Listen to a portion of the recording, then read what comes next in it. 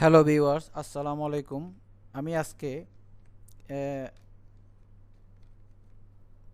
এখানে ওয়ার্প টুলের পরে আমরা একটা পোকার টুল আছে, এটা আমি আজকে ক্রিয়েট করব, সেটা সম্বন্ধে আলোচনা করব। একটা শেপ নিই, আমি রেক্ট্যাঙ্গেল শেপ নিলাম, স্টক কালার অন করলাম। তো এখানে যদি আমি পাকারিং কিছু করতে চাই, কোনো একটা প্যাটার্নের পাকারিং, এটা সাধারণত ফেব্রিকের ক্ষেত্রে ব্যবহার হয়। তো এই পাকারিংটা যদি আমি এখানে ডিফল্ট আকারে করতে চাই, তাহলে আমার এই টুলের সাহায্যে খুব সহজে করতে পারি আমরা।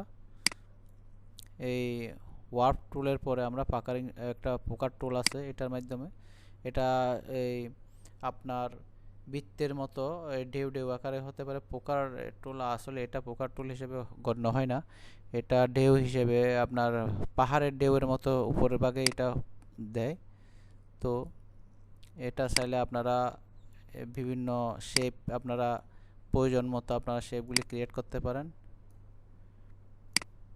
তো এভাবে আপনারা শেপ নিতে পারেন, বিভিন্ন শেপ আপনারা নিতে পারেন।